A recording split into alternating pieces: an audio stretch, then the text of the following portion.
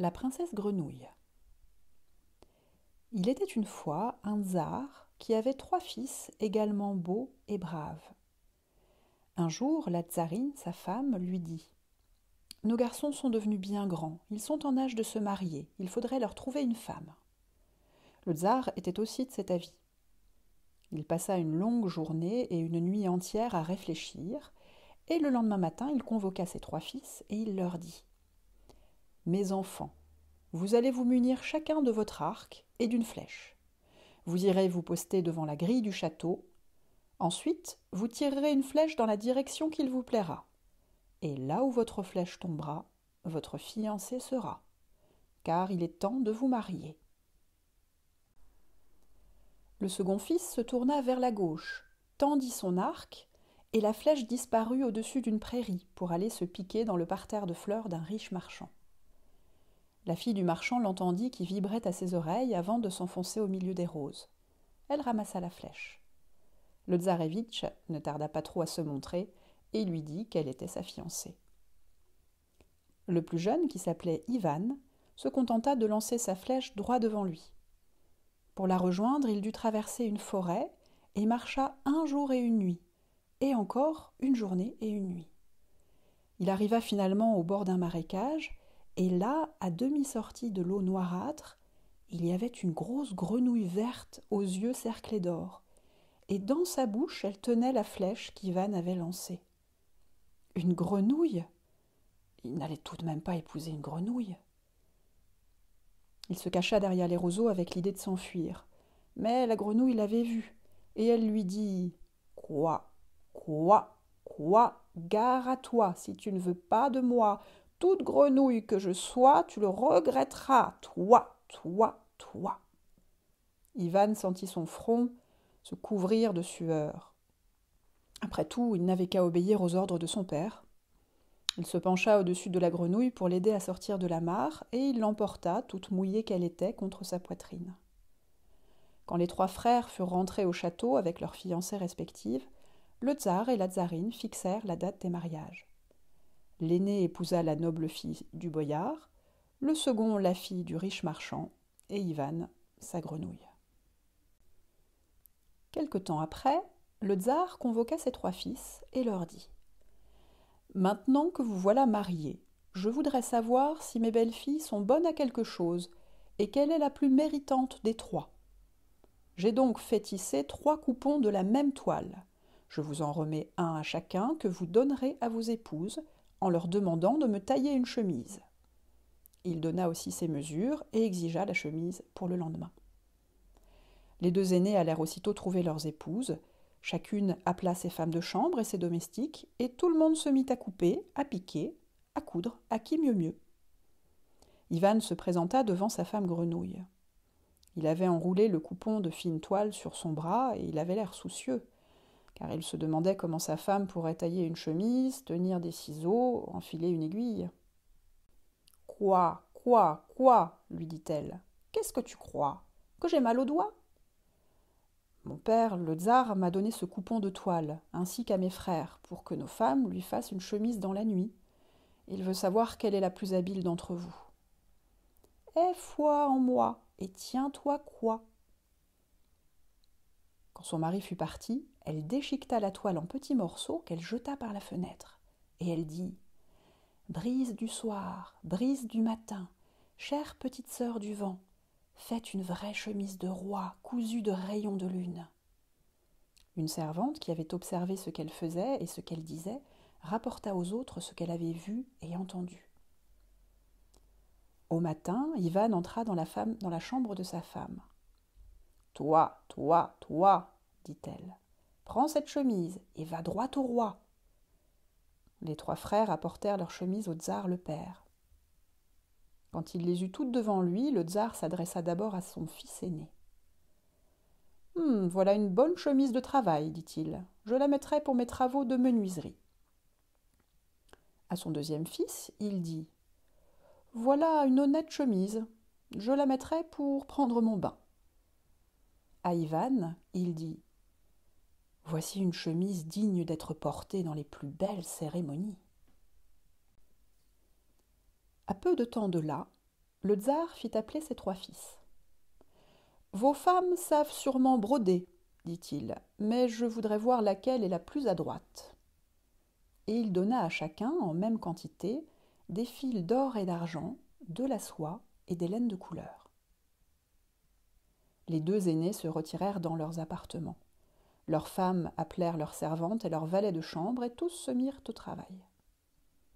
Ivan retrouva sa femme dans la cuisine. Il faisait triste mine quand il lui expliqua ce que son père, le tsar, attendait d'elle.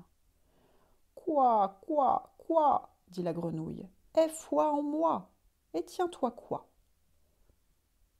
Dès qu'il fut parti, elle rassembla ce qu'il avait posé sur la table et le jeta par la fenêtre. Et elle dit « Vent du soir et vent de soie, lune d'argent, étoile d'or, tissée, brodée, faites pour moi un vrai tapis de roi. » La cuisinière rapporta aux autres domestiques ce qu'elle avait vu et entendu. Quand le tsar eut ses 3 tapis, il fit venir ses 3 fils. À l'aîné, il dit « Voilà un bon tapis pour couvrir une vache un jour de pluie. » Et au second « Voilà un brave tapis pour se décrotter les pieds. » À Ivan, il dit « Ce tapis est une merveille. Je le garde pour couvrir ma table d'ivoire et ne le sortirai que le dimanche. » Le lendemain, le tsar rassembla ses fils et il leur dit « Une femme digne d'un fils de tsar doit être capable de faire un vrai pain de roi. Voici de la farine, de l'eau et du sel. À demain. » Cette fois, les 2 femmes des frères aînés, jalouses des succès de la femme d'Ivan, décidèrent d'imiter en tout ce que celle-ci ferait. Chacune se mit à pétrir sa pâte, mais au moment de la mettre au four, c'est dans un four qui n'avait pas été chauffé que la grenouille enfourna le sien. Elle dit seulement d'une voix très basse pour n'être pas entendue « Sois doré comme le soleil et blanc comme la neige. » Les 2 autres firent naturellement chauffer le four. L'une sortit un pain brûlé et la seconde un pain pas cuit. Quand le tsar eut ses 3 pains sur la table, il dit de celui qu'avait cuit la femme de son fils aîné « Il faudrait vraiment être mort de faim pour manger une telle croûte. » Au second, il dit « Je me demande si un rat accepterait cette colle de pâte. » Du troisième, cuit par la femme d'Ivan, « Oh, celui-ci est si tendre, si léger, si bien doré, que je veux le garder pour mes invités et que je vais donner l'ordre de préparer un festin. » Par la suite, il fit savoir à ses 3 fils qu'il les invitait avec leurs femmes à venir déjeuner avec lui. Ivan, la mort dans l'âme, transmit cette invitation à sa grenouille. Tous les invités se tenaient dans le salon autour du tsar et de la tsarine, tous à l'exception de la femme d'Ivan qui était en retard. Les 2 femmes des 2 fils aînés commençaient à espérer qu'elle ne viendrait pas et que le tsar serait furieux contre elle. Quand on entendit dans la cour du palais les sabots des chevaux d'une escorte nombreuse qui pétaradaient sur les pavés. Cela faisait un tel tintamarre que le tsar s'écria « Ce n'est pas possible, c'est un roi qui vient nous rendre visite. » Déjà, il se levait de son fauteuil pour aller au-devant de cet hôte de marque, mais Ivan, qui était resté debout devant la fenêtre, lui dit « Père, ne vous dérangez pas, je crois bien que c'est ma grenouille de femme. » C'est ainsi que la femme d'Ivan apparut. Or, c'était une jeune femme plus belle que le jour et vêtue comme la plus riche des princesses. Les femmes des fils aînés n'en croyaient pas leurs yeux. Pendant tout le repas, elles observèrent leur belle-sœur et firent tout ce qu'elle faisait. C'est ainsi que, dans leur manche droite, elles versèrent leur verre de vin, et que dans leur manche gauche, elles glissèrent des os de poulet. Après le festin, on retourna au salon, et le tsar demanda à ses belles-filles si elles n'allaient pas lui faire le plaisir de danser avec lui. La femme d'Ivan se leva pour lui obéir. Au beau milieu de la danse, elle secoua sa manche droite au-dessus du plancher, et l'on vit aussitôt naître un bassin avec un jet d'eau au milieu. Et puis elle secoua sa manche gauche, et 2 cygnes s'envolèrent, qui se posèrent aussitôt sur l'eau du bassin. Les 2 belles-sœurs voulurent faire de même. Elles éclaboussèrent de vin leur cavalier et lui jetèrent des os de poulet à la figure, si bien que le tsar, très fâché de la conduite de ses belles-filles, chassa les deux tsarévina. Cependant, Ivan s'était esquivé pour aller dans la chambre de sa femme. Sur la descente de lit, il aperçut la peau de la grenouille. Aussitôt, il la ramassa et la jeta dans le feu. La belle princesse apparut alors devant lui. « Malheureux !» s'écria-t-elle. « Qu'as-tu fait là ? Maintenant il me faut partir très loin d'ici. Et si jamais tu veux me rejoindre, tu devras traverser 3 fois 10 royaumes et aller jusqu'au bout du monde. Car je suis Vassilissa la très sage. » Sur ces paroles, elle se changea en cygne blanc et disparut dans le ciel. Ivan versa plus d'une larme amère. Il regretta ce qu'il avait fait. Sa femme, princesse ou grenouille, avait toujours été gentille pour lui. Il aurait dû se contenter de l'aimer comme elle était. Il résolut de la retrouver, quoi qu'il puisse lui en coûter. Il s'équipa pour un très long voyage, choisit le meilleur de ses chevaux et partit au galop. Quand son cheval, à bout de force et couvert d'écume, s'effondra sous lui, Ivan, accablé de douleur, roula dans l'herbe et s'endormit d'un profond sommeil. À son réveil, alors qu'il croyait rêver, il vit, assis sur un rocher et qui le regardait, un vieillard qui lui dit « As-tu bien dormi, Tsarévitch ? Ton sommeil était plutôt agité, tu as parlé d'une grenouille plus belle que le jour. Qu'est-il donc arrivé et où vas-tu comme ça ?» Ivan lui raconta son histoire. « Malheureux, dit le vieillard, avoir brûlé cette peau de grenouille. Mais à quoi pensais-tu donc ? Elle n'était pas à toi, cette peau-là. Depuis quand brûle-t-on le bien d'autrui ? Sache que cette belle Vassilissa que tu as la chance d'aimer et qui sans doute t'aime aussi, n'est autre que la fille du roi de la mer. Il lui est arrivé un jour de se quereller avec son père, car elle voulait revenir sur la terre pour épouser un fils d'homme. Et pour la châtier, son père l'a changée en grenouille. Mais l'effet de ce mauvais sort ne peut durer plus de 3 ans. Si seulement tu avais eu un peu de patience. Mais ton repentir me touche, ajouta-t-il. Tiens, prends cette pelote et fais-la rouler devant toi, et ne la quitte pas d'une semelle, et suis-la où qu'elle aille, sans jamais la perdre de vue. Et le vieillard disparut. Ivan suivit la pelote, il traversa plus d'une dizaine de royaumes. Il marcha des jours et des nuits et des semaines.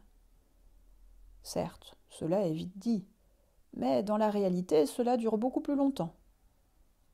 Mais que pouvons-nous dire de plus ? Ivan suivait la pelote et pensait qu'au bout de ses peines, il retrouverait sa chère princesse.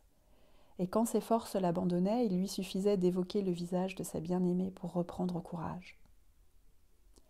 Arrivé au bord de la mer, il rencontra une petite Isba, montée sur pattes de poule, qui tournait sur elle-même comme une toupie, lui montrant tantôt son devant, où il y avait une porte, tantôt son dos, où il n'y avait qu'une fenêtre. Et Ivan s'écria « Chère petite Isba, tourne ta porte vers moi et tourne le dos à la mer et arrête-toi. » L'Isba sur pattes de poule obéit, et Ivan entra dans la petite maison. Ivan raconta ses malheurs à la Baba-Yaga qui était couchée sur son poêle. Elle l'écouta sans l'interrompre, et quand elle eut fini, elle lui dit « Tu tombes bien. Vassilissa est justement cachée chez ma sœur. Elle est dissimulée à l'intérieur d'un fuseau. Empare-toi de ce fuseau, casse-le en 2, et Vassilissa la très sage t'apparaîtra dans toute sa splendeur. » Ivan repartit, brûlant d'espoir. Il était si pressé qu'il lui arrivait de dépasser la pelote qui courait devant lui. Mais aussitôt il s'arrêtait, car il n'oubliait pas qu'il s'était déjà montré trop impatient. Il traversa une forêt derrière sa pelote, et il arriva devant une Isba montée sur pattes de poule qui tournait sur elle-même comme une toupie, et qui tantôt lui montrait son devant où il y avait une porte, et tantôt exposait son dos où il n'y avait qu'une fenêtre. et il lui demanda de s'arrêter de façon à ce qu'elle tournât le dos à la forêt. Quand Lisba se fut arrêtée, Ivan franchit sa petite porte et se trouva à l'intérieur. La Baba-Yaga était occupée à garnir un fuseau de fil d'or. Ivan comprit que c'était le fuseau dans lequel Vassilissa la très sage était dissimulée, mais il n'osa pas tout de suite l'arracher des mains de la Baba-Yaga. Quand le fuseau fut tout à fait garni de fil d'or, la Baba-Yaga se leva, ouvrit un coffret avec une petite clé et y enferma le fuseau. Mais Ivan, plus rapide que le vent, lui arracha la clé des mains, souleva le couvercle du coffret, se saisit du fuseau et d'un seul coup le brisa en deux sur son genou. Et Vassilissa la très sage, celle qui était plus belle que le jour et plus pure que l'aube, apparut dans toute sa splendeur. Et elle noua ses bras blancs autour du cou de son mari, et elle lui dit « Oh, mon tsarevitch, tu as rompu le charme qui me retenait prisonnière. Maintenant, je pourrai vraiment être ta femme, et nous serons heureux tous les deux. » Ils retournèrent au palais du tsar, qui les accueillit avec beaucoup de joie. Et c'est là qu'ils vécurent heureux jusqu'à la fin de leur jour.